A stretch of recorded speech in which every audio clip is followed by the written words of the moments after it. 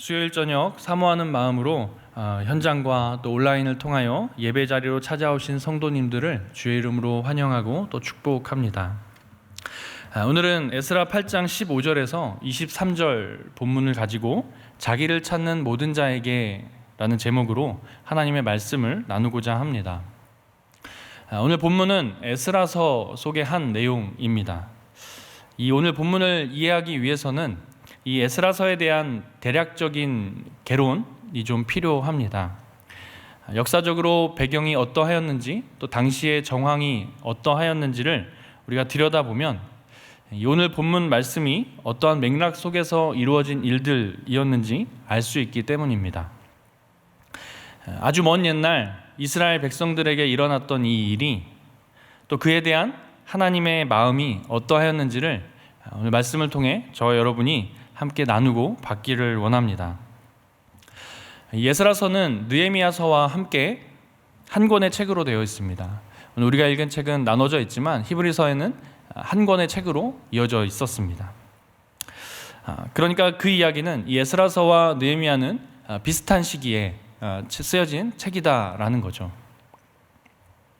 이 에스라서 그 배경이 이뤄지는 그 이전까지의 상황을 우리가 좀 간단하게 살펴보면 이렇습니다. 이스라엘이라는 나라는 사울이라는 초대 왕부터 시작해서 다윗과 솔로몬 왕을 통하여 자라가는 그런 이스라엘 나라가 되었습니다. 성장하게 된 것이죠. 그리고 르호보암 때에 이 나라가 두 나라로 분열되게 됩니다. 우리가 잘 알고 있는 것처럼 북이스라엘과 또 남유다 나라로 분열되었죠. 그리고 그렇게 이 한 나라는 두 나라의 역사를 가지고 이어져 오게 됩니다. 이 북이스라엘이라는 나라가 아수르라는 나라에 의하여 먼저 멸망하게 됩니다.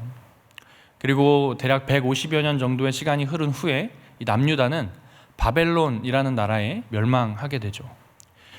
그리고 이때에 여러분 잘 알고 있는 느부갓네살이라는 왕이 이름을 기억하실 겁니다. 바로 바벨론 왕이었는데요. 이 느부갓네살 왕이 남유다 백성들을 포로로 끌고 갑니다. 이때에 젊은이들, 좀 총명한 사람들, 또 귀족들 이런 이들을 대체적으로 끌고 갔었죠. 그리고 이때부터 이스라엘은 포로기가 시작됩니다. 그리고 약 70여 년의 시간이 흘러갔습니다. 그런데 이 70년이라는 시간이 그냥 어쩌다 보니까 흘러간 시간이 아니라 그냥 가만히 어떻게 있다 보니까 지나간 시간이 아니라 하나님의 시간 속, 하나님의 그 계획 속에 철저하게 있었던 시간이었다라는 거죠. 예레미야 선지자의 예언이 바로 그 증거입니다. 예레미야서 29장 10절 말씀을 우리 같이 한번 읽겠습니다. 함께 보겠습니다. 여호와께서 이와 같이 말씀하시니라. 바벨론에서 70년이 차면 내가 너희를 돌보고 나의 선한 말을 너희에게 성취하여 너희를 이곳으로 돌아오게 하리라. 아멘. 하나님께서 당신의 그 신실함으로 예레미야를 통해 말씀하셨던 그 일을 지금 이루어내신 것이죠. 70년이라는 세월을 기억하고 계셨던 것입니다. 그리고 이때에 한 핵심적인 인물이 등장하는데 그 인물이 바로 바사왕 고레스입니다. 근데 우리가 여기서 한 가지 좀 의문을 가져야 됩니다. 그것이 무엇이냐면 왜 다른 나라의 왕이 이스라엘, 하나님의 나라 그 역사에 관여하게 되었는가라는 거죠. 이스라엘은 아마도 자신들을 이끌어줄 어떤 그런 지도자를 기다렸을 것입니다. 과거를 떠올려 볼 수 있죠. 출애굽을 이끌었던 모세와 같은 그런 민족적 지도자를 이스라엘은 기다렸을지도 모르겠습니다. 그런 지도자가 일어나서 하나님이 주셨던 그 땅으로 다시 돌아가기를 기대하고 또 갈망했을지도 모르겠습니다. 그런데 전혀 예측할 수 없게도 다른 나라의 왕으로 인하여 하나님의 역사가 일어나는 것을 성경은 우리에게 말해주고 있습니다. 바로 바벨론을 점령한 이 바사국의 왕 고레스가 그 역사의 주인공이 된 것이죠. 여기에는 그분의 의도가 담겨 있습니다. 그것은 무엇일까요? 바로 역사를 주관하시는 이가 하나님이시다라는 거죠. 하나님의 섭리 가운데 일어난 일이다라는 것을 이야기해주고 있습니다. 우리 에스라서 1장 1절 말씀을 함께 보겠습니다. 제가 읽겠습니다. 바사왕 고레스 원년에 여호와께서 예레미야의 입을 통하여 하신 말씀을 이루게 하시려고 바사왕 고레스의 마음을 감동시키심에 그가 온 나라에 공포도 하고 조소도 내려 이르되. 아멘. 하나님께서 지금 바사왕 이 고레스에게 주신 감동으로 인하여 고레스가 이스라엘 백성들에게 은혜를 베풀어 주고 있는 것입니다. 그러니까 하나님이 아니라 고레스라는 왕이 이스라엘에게 은혜를 베풀어 주고 있는 거죠. 이 고레스가 칙령을 내려서 이스라엘 백성들, 돌아갈 백성들을 모으게 하고 또 그 돌아갈 백성들로 하여금 어떠한 명령을 내리는데 그것이 무엇이냐면 바로 여호와의 성전을 짓도록 하는 명령을 내렸다라는 겁니다. 드디어 이스라엘 백성들은 자기 땅으로 돌아갈 수 있는 기회를 얻었습니다. 그리고 이러한 기회를 총 3차례에 걸쳐서 포로 귀환하게 되는데요. 첫 번째가 스룹바벨이라는 인물과 함께하는 1차 귀환이 일어나고요. 그리고 두 번째가 오늘 본문에 나오는 이 에스라와 함께 2차 귀환이 일어납니다. 그리고 마지막 3차 귀환은 느헤미야와 함께 일어나죠. 오늘 우리가 읽은 본문이 바로 이 2차 포로 귀환 때에 있었던 일입니다. 그러니까 우리가 함께 읽은 이 본문의 지금 그 시공간은 언제냐면 에스라가 2차 포로 귀환을 이끌고 준비하던 바로 그 시점이라는 거죠. 그가 지금 아하와라는 강가에서 이제 자신과 함께 돌아갈 그 백성들을 살펴보고 있었습니다. 이때 그 인원이 대략 1,400여 명 정도 됩니다. 여러분, 그러면 1,400여 명의 그 인원을 데리고 가는 것이 쉽진 않겠죠. 또 먼 길을 가야 하는 만큼 굉장한 긴장감과 또 어떤 예민함도 그 안에 있었을지 모르겠습니다. 여러분, 이 구절을 보면서 한 가지 생각이 좀 떠올랐습니다. 좀 아쉬운 내용이긴 하지만 여러분 기억하시죠? 코로나 이전에 우리의 선교하던 모습을 한번 떠올려 보십시오. 여러분, 어떠했습니까? 저희가 여름과 겨울에 선교 갈 때에 새벽이면, 출발하는 날 새벽이면 어떻습니까? 삼일교회 앞에 차량들로 가득 채워지고 또 그 가득 메꿔진 그곳에 성도님들이 하나 둘 오르고 그렇게 함께 출발하죠. 여러분, 그때의 그 분위기 어떻습니까? 매년 1년에 2번씩 그렇게 떠나는 선교지만 여러분, 그때의 그 긴장감 기억하실 겁니다. 그리고 더불어 그 안에 알게 모르게 숨어져 있는 어떤 그런 예민함도 아마 여러분 기억하실지 모르겠습니다. 그렇게 수차례 수번 움직였던 그 선교의 여행조차도 그런 긴장감을 감돌게 하는데, 역사적으로 큰 일을 치르는 아주 큰 프로젝트인 이 포로 귀환의 때에 에스라가 그것을 담당하면서 맡게 되면서 얼마나 마음속으로 또 긴장하였을까, 우리가 한번 상상해 볼 수 있겠습니다. 이 귀환이라는 역사적으로 큰 프로젝트를 이끌어가야 될 이 에스라는 어쩌면 잠도 못 이루고 그것을 살피고 또 살피고 또 살폈을지 모르겠습니다. 그러다가 이 에스라가 문득 이상한 것을 하나 발견합니다. 그 이상한 점이 무엇이냐면 바로 레위 지파가 한 사람도 없었다라는 거예요. 여러분, 레위 지파는 어떠한 지파입니까? 이 레위 지파가 어떠한 지파인지 우리 말씀을 통해 한번 살펴보겠습니다. 우리 민수기 8장 14절인데요. 제가 한번 읽겠습니다. 너는 이같이 이스라엘 자손 중에서 레위인을 구별하라. 그리하면 그들이 내게 속할 것이라. 아멘. 레위인은 하나님의 말씀에 따라 구별된 자들이었습니다. 근데 이들이 어떻게 구별되었냐면 16절, 17절 말씀이 있지만 우리 좀 넘어가서 우리 22절 말씀을 한번 살펴보겠습니다. 22절에 보니까 이렇게 말씀하고 있습니다. 후에 레위인이 회막에 들어가서 아론과 그의 아들들 앞에서 봉사하니라. 여호와께서 레위인의 일에 대하여 모세에게 명령하게 하신 것을 따라 그와 같이 그들에게 행하였더라. 그리고 24절에 이렇게 말씀하고 있습니다. 제가 읽겠습니다. 레위인은 이같이 할지니 곧 25세 이상으로는 회막에 들어가서 복무하고 봉사할 것이요. 그러니까 지금 레위인이 해야 될 일은 회막을 섬기고 회막을 위하여 봉사하는 직분이었다라는 겁니다. 계속해서 민수기 18장 1절에서 7절에도 동일한 이야기들을 하면서 그들의 결과가 어떻게 나타나냐면 여호수아가 그 땅, 가나안 땅에 들어가서 그 땅을 배분할 때에 레위인에게는 기업이 주어지지 않습니다. 오직 도피성이라고 하는 6개의 도피성과 또 작은 성들 몇 가지 전해지는 거죠. 그것이 전부였습니다. 그 땅을 기업으로 받지 않았다라는 거예요. 그러면서 말씀은 이렇게 기록하고 있습니다. 여호수아서 13장 33절 말씀인데요. 우리 이 말씀 같이 함께 한 목소리를 읽어보겠습니다. 시작. 오직 레위 지파에게는 모세가 기업을 주지 아니하였으니 이는 그들에게 말씀하신 것과 같이 이스라엘의 하나님 여호와께서 그들의 기업이 되심이었더라. 아멘. 누가 기업이 되었다고 말씀하고 있습니까? 여호와께서 기업이 되었다라고 말씀하고 있습니다. 그러니까 레위인은 어쩌면 아무것도 받지 못한 그런 것 같지만 레위 지파에게는 더없이 영광스러운 복이 지금 임하여 있다라는 거예요. 아무것도 못 받은 것 같지만 사실은 전부를 받은 것과 다름이 없다라는 거죠. 하나님께서 말씀하신 대로 주 이스라엘의 하나님이 바로 그들의 기업이다라고 말씀하고 있습니다. 그들의 유산이다라고 말씀하고 있습니다.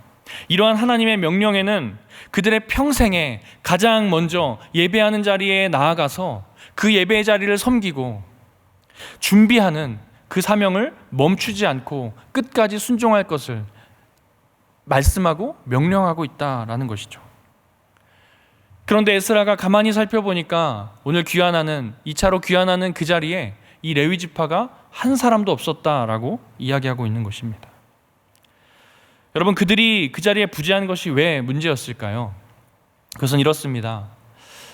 바사 왕국에 살 때, 그러니까 그들이 실제 살았던 건 바벨론이었겠죠. 바사가 점령하자마자 그들이 포로 귀환을 시작했으니까요. 그들이 살았던 땅은 바벨론 땅입니다. 제가 유대 땅부터 이 유대 땅까지, 예루살렘 때까지 그 거리를 재보니까 약 1583km로 나오더라고요. 오늘날로 치면 비행기로는 7시간, 또 걸어서는 320시간 걸리는 시간이 됩니다. 그러니까 이것은 이제 밥도 먹지 않고 잠도 자지 않고 내내 걸어야 한 13일 정도 지나야 겨우 도착할 수 있는 그런 거리라는 거죠. 적은 인원이 아니었기 때문에 그 시간은 더 길게 나타났을 것입니다. 실제로 에스라서에 보면 대략 5개월 정도 걸렸다라고 표현을 합니다. 그런데 그 5개월 걸림도 하나님의 손, 하나님의 도우심으로 5개월이 걸렸다라고 이야기함으로써 단축되었음을 에스라가 말씀하고 있습니다. 그러니까 그 기간 동안 움직여서 그 유대 땅 예루살렘으로 가야 될 그 기간 동안 하나님을 예배해야 되는 그 정체성을 가진 그 이스라엘 백성들, 그 사이에 하나님을 예배하는 그 일, 하나님의 예배를 인도하고 또 그것을 섬기는 그들이 없다라는 것은 굉장히 큰 사건이죠. 우리가 알다시피 이들의 역사 속에서 비슷한 일들이 있었죠. 바로 사울 왕이 실수했던 것이 무엇입니까? 사무엘이 오기까지 기다려야 했음에도 불구하고 기다리지 못하고 자신이 자신의 직무가 아닌 것을 행함으로 하나님 앞에 벌을 받게 되죠. 여러분, 그런 것처럼 이스라엘 백성들에게 있어서는 분명히 그 역할들이 정해져 있었다라는 겁니다. 그런데 지금 그 역할을 수행해야 되는, 마땅히 자리에 있어야 되는 사람이 한 사람도 없었다라고 지금 에스라는 이야기하고 있습니다. 그렇다면 왜 레위 지파는 그 자리에 한 사람도 없었을까요? 도대체 다 어디로 갔을까요? 여러분, 남유다 백성이 포로 생활을 했던 그 시간, 대략 70여 년의 시간이라고 말씀드렸습니다. 여러분, 70년이라는 세월은 한 사람의 인생 전부와 같습니다. 저희 아버지의 연세가 72세이십니다. 그러니까 저희 아버지의 어떤 그 생애, 전 생애를 그 포로 생활에 사셨던 거죠. 이렇게 시간적으로 보면. 저를 낳으셨고 또 제가 또 딸을 낳았습니다. 그러니까 벌써 3대가 그 안에 있는 거죠. 여러분, 이렇게 세월이 지났고 또 심지어 그 자리에서, 그 땅에서 나고 자란 이들은 여러분 어떻겠습니까? 아무리 그 땅이 아버지의 고향이라 하더라도 돌아가기가 결코 쉽지는 않았을 것입니다. 그리고 이건 분명 선택이었으니까요. 물론 아버지를 향한 공경, 그리고 내가 믿는 하나님을 향한 그 믿음 때문에라도 말씀에 순종함으로 가겠다라고 했다 할지라도 여러분, 그 발걸음이 얼마나 무거웠을까요? 우리가 짐작해 볼 수 있지 않겠습니까? 그리고 또 다른 이유는, 들어보니까, 그 역사를 살펴보니까 이스라엘 남유다는 이미 멸망한 국가 아닙니까? 바벨론에 한번 멸망했고 그 바벨론이 바사에 멸망당하였고, 여러분, 그러니까 이 남유다 70년이라는 세월 동안 다시 일어설 것 같지 않은 그런 땅이었겠죠. 아무리 고향 땅이어도. 하나님의 백성이라는 이스라엘 그 명성은 이미 잊은 지 오래였습니다. 그런 땅으로 돌아가기가 결코 쉽지 않았을 것입니다. 그리고 무엇보다 가서 고생해야 되는데, 가서 그 성전을 지어야 하는데, 그것을 기뻐하면서 갈 수 있는 자가 그렇게 많지 않았을 것입니다. 또한 그들이 있었던 곳은 어디입니까? 바로 바사, 페르시아 왕국인데요. 그 얼마나 크고 또 강력한 나라였습니까? 그러니까 그 보호 아래에 있으면 아무리 포로의 신분이라 할지라도, 아무리 내가 포로의 신분이라 할지라도 그 안에 있으면 안전할 것 같겠죠. 비록 포로의 신분이지만 생각해보면 70년이라는 세월 동안 포로로 살았기 때문에 이제는 포로로 사는 삶조차도 익숙해져 버린 겁니다. 편안해진 거죠. 이제 눈치로 알게 되는 거예요. 아, 이 정도까지는 살 수 있겠구나. 얼마든지 예측이 가능한 선에서 살아갈 수 있었다라는 겁니다. 그러니까 그런 마음, 그런 상황 속에서 다시 그 땅으로 돌아가기란 결코 쉽지 않았을 것입니다. 물론 레위 지파가 그 자리에 없었던 이유는 이것 말고도 또 더 많은 또 다른 이유들도 있었을 것입니다. 여러분, 이것은 우리의 상황과도 크게 다르지 않습니다. 사실 저와 여러분이 한평생을 살아가면서 얼마나 많이 헤매고 또 얼마나 많이 헤매임을 당할 때가 있습니까? 에스라가 레위 사람을 찾아도 하나도 없었다는 것은 이 레위 사람들도 그 순간에 어딘가에서 헤매고 있었다라는 거죠. 그리고 사람이 이렇게 또 저렇게 헤매고 또 헤매는 것은, 아니 또 어쩌면 그 자기의 자리를 잊어버리는 것은 그 인생마다 수많은 이유가 있을 것이고 또 그 인생마다 수많은 사연이 있을 것이고 또 그 인생마다 수많은 변명과 각자의 핑계거리들이 있을지 모르겠습니다. 우리는 살면서 이런 이야기를 종종 합니다. 쉽지 않아. 사람이 자신이 속한 그 환경을 떠나가는 것이 결코 쉽지 않아. 자라온 세월을, 또 지나온 세월들을 이겨내는 것이, 그것을 뛰어넘는 것이 쉽지 않아 라고 우리는 말합니다. 그리고 그것을 무시할 수 없다 라고 말합니다. 문화도 마찬가지죠. 저 여러분이 겪었던 그 문화를 옮기는 것, 혹은 다른 문화로 또 가야 하는 그 상황이 결코 쉽지만은 않습니다. 여러분, 그런데요, 어떠한 상황이었다 할지라도, 얼마나 쉽지 않은 상황이라 할지라도 한 가지는 분명하지 않겠습니까? 바로 그 시작은 있었다라는 거예요. 바로 그 시작, 그 처음은 있었다라는 겁니다. 여러분, 그 처음은 어디입니까? 바로 하나님의 백성이라는 것입니다. 하나님의 백성, 그 시작, 바로 하나님을 예배하는 그 하나님의 백성이라는 그 정체성, 그 처음의 시작이 분명하였다라는 거죠. 그들은 하나님으로부터 나고 자란 사람들이었다라는 겁니다. 이것이 그들의 정체성이었습니다. 특별히 레위 지파는요, 하나님 자신이 그들을 인생의 분깃이라고 여겨주실 만큼 거룩함으로 구별된 지파였습니다. 그러니까 그들의 정체성은 바로 거기에 있었다라는 거죠. 그러므로 이 레위 지파 사람들이 어떠한 모양으로 어디서 뭘 하든지 간에 그 오만 가지 이유들은 다 차치하고서라도 그들의 진짜 정체성은 무엇입니까? 바로 하나님을 예배하는, 하나님 앞에 나와야 하는 것이 바로 그들의 첫 번째 정체성이었다라는 겁니다. 이것은 변하지 않습니다. 하나님이 그들에게 선언하셨고 하나님이 그들에게 말씀하셨기 때문에 그들의 정체성은 분명 하나님을 예배하는 그 자리에 있어야 되는 것이 그들의 전부, 그들의 정체성, 그들의 본질이었다라는 것입니다. 지금 말씀에 놓여진 이 상황만을 지켜본다면 그 자리에 하나도 없었던 이 레위 지파, 그들은 분명 자신의 직분을, 자신의 사명을 다하지 않은 것입니다. 내가 아니더라도 누군가 나아갔겠지, 내가 아니더라도 누군가 그 자리에 있었겠지 생각을 했을 수도 있고요, 그거 아니어도 인간적으로 이해할 수 있는 어떤 큰 어려움 때문에 차마 그 자리에 나가지 못한 사정이 있는 그런 사람이 있었을지도 모르겠습니다. 여러분, 이것은 우리도 마찬가지죠. 여러분, 살면서 온갖 어려움 때문에 우리가 헤매는 이유 많이 있습니다. 너무도 많습니다.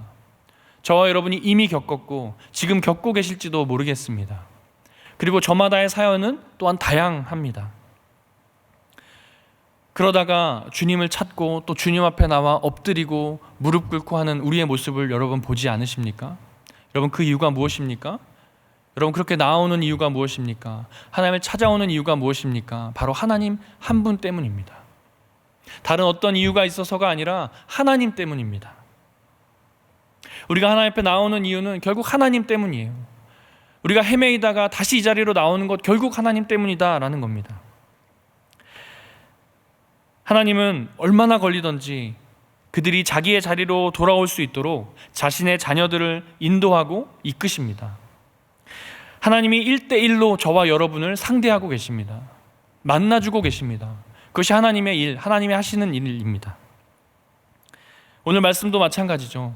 여러분, 이러한 상황 속에서 레위 지파가 한 사람도 없는 그 상황 속에서 17절에 보니까 이 에스라가 그들을 찾아오게 합니다. 가서 찾아오라고 합니다. 그리고 그렇게 찾아오게 했더니 18절 말씀에 뭐라 말씀하고 있냐면 하나님의 선한 손에 도우심을 입고 라고 말하면서 그들이 돌아왔다라고 말하고 있습니다. 하나님이 찾고 불러오시는 것이죠. 여러분, 이것이 우리의 영광인 줄을 아셔야 합니다. 여러분, 얼마나 영광된 모습입니까? 누군가가 주저하고 있을 때에, 내가 그 자리로 나아가야 될지 말아야 될지 주저하고 있을 때에 하나님이 사람을 보내어 찾아오십니다. 하나님의 자리로, 그 예배에 동참할 수 있도록, 그 행렬에 동참할 수 있도록 찾아주신다라는 거죠. 안타깝게도 인간은 절대로 하나님을 먼저 찾아오지 않습니다. 자기 존재를 확인하고 자기 지경을 넓히느라고 애쓰고 또 고군분투하며 이 땅을 살아갑니다. 그러느라고 하나님을 찾아오기가 쉽지 않습니다. 눈에 보이는 것, 그것만 따라가기가 쉽습니다. 눈에 보이지 않는 것을 따라오기란 결코 쉽지 않습니다.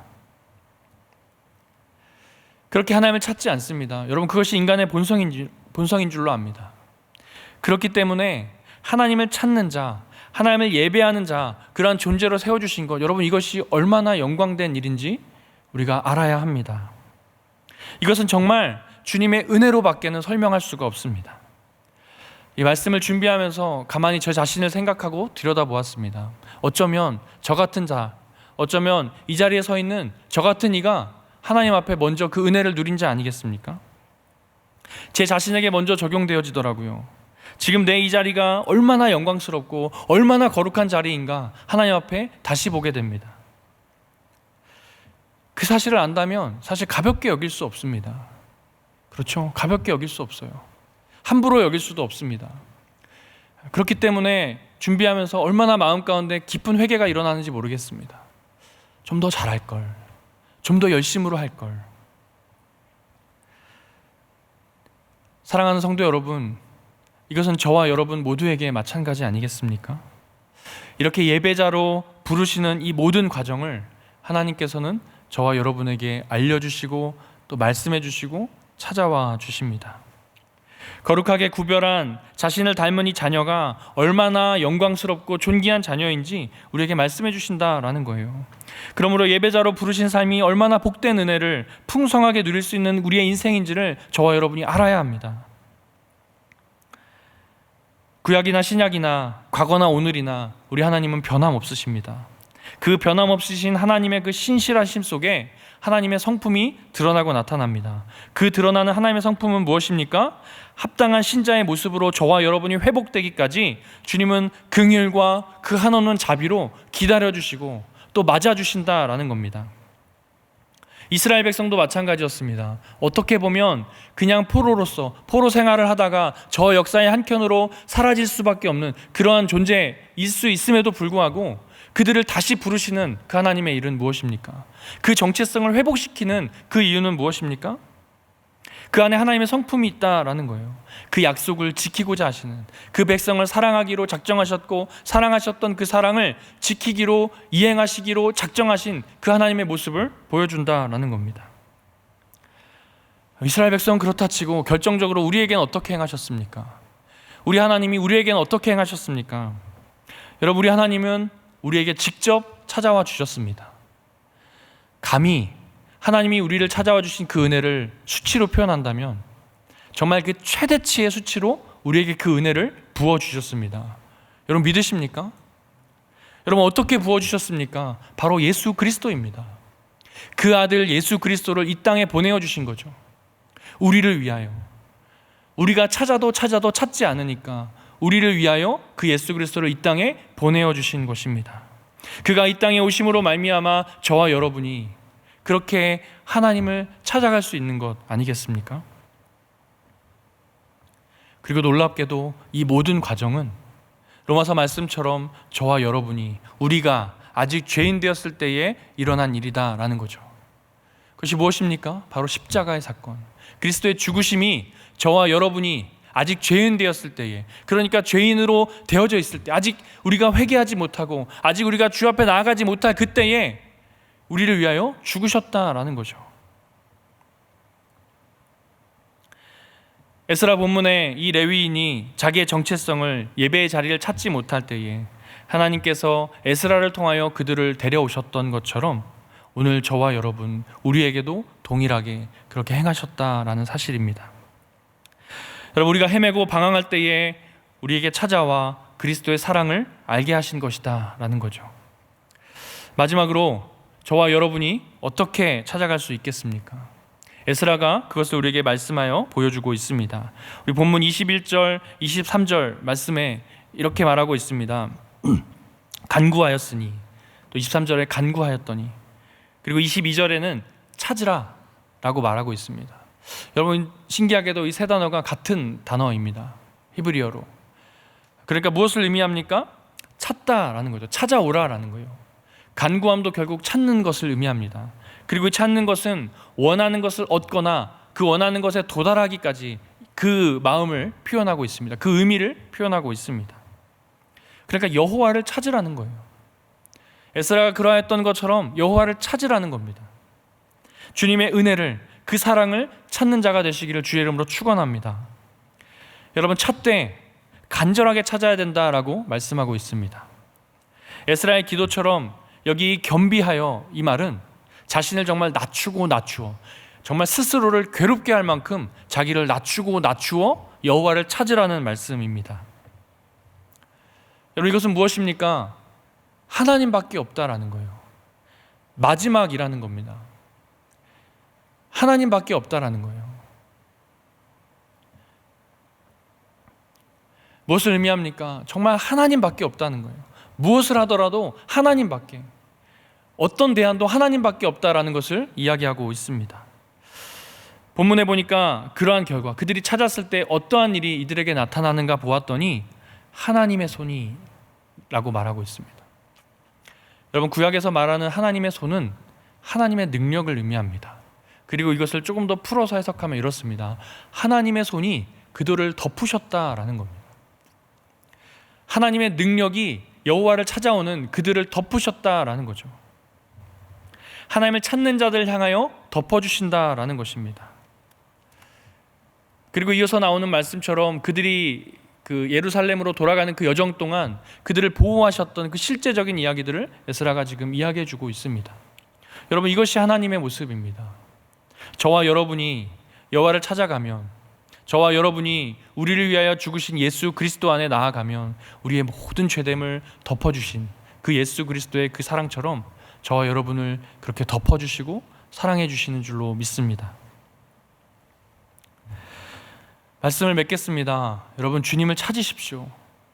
예수 그리스도를 찾으십시오. 저와 여러분이 오늘날 이 땅을 살아가면서 찾아야 될 것 있다면 단 한 분, 오직 예수 그리스도, 우리 하나님 한 분이신 줄로 믿습니다. 에스라의 기도처럼 정말 겸비하는 마음, 정말 그 바짝 엎드리는 그 간절한 마음으로 주님을 찾으십시오.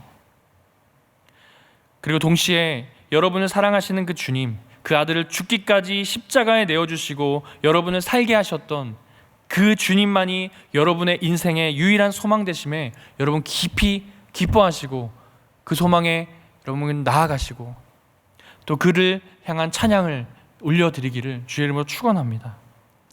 여러분, 자녀가 그 부모의 집에 거하는 것, 여러분, 그건 당연한 것입니다. 저와 여러분이 거해야 될 것 있다면 바로 그곳인 줄로 믿습니다. 여러분, 탕자가 그 아버지를 찾아왔을 때를 생각해 보십시오. 우리 주님이 그렇게 저와 여러분을 맞이해 주실 줄로 믿습니다. 여러분, 우리가 이때에 회복해야 될 것이 있다면 바로 예배인 줄로 믿습니다.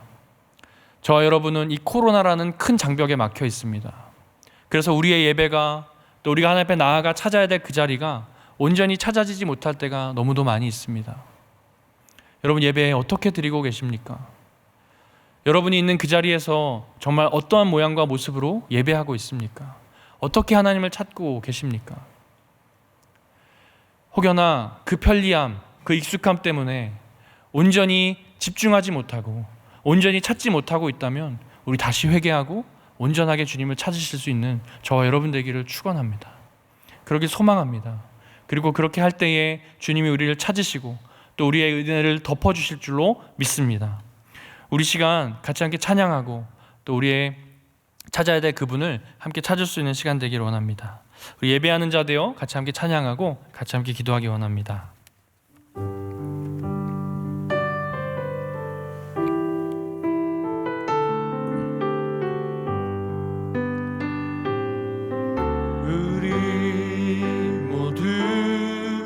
예배하는 자 되어 온전히 영과 진리로 주를 예배하자. 주가 우리와 함께 영원히 함께 하시고 마르지 않는 샘물로 우릴 채우시리. 우리 모두 예배하는 자 되어 온전히 영과 진리로 주를 예배하자. 주가 우리와 함께 영원히 함께 하시고 마르지 않는 샘물로 우릴 채우시리. 한 번 더 고백하겠습니다. 모두 예배하는 자 되어 온전히 영과 진리로 주를 예배하자. 주가 우리와 함께 영원히 함께 하시고 마르지 않는 샘물로 우릴 채우시리라.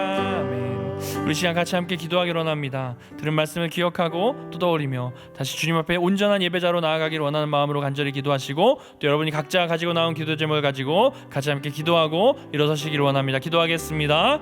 아버지 하나님, 우리가 참된 예배자로 주님 앞에 다시 나아가기를 원합니다. 우리 주님을 다시 찾아 나아가기를 원합니다. 우리를 찾아와 주시고 또 우리를 찾게끔 하신 그 예수, 그 그리스도, 그 하나님 앞에 온전히 나아가기를 원합니다. 하나님, 온전히 주님을 예배하는 예배자로 서기를 원합니다. 온전히 주님을 찾아 나아가는 그러한 주의 종이 되기를 주님 원합니다. 주님 도우시옵소서. 주님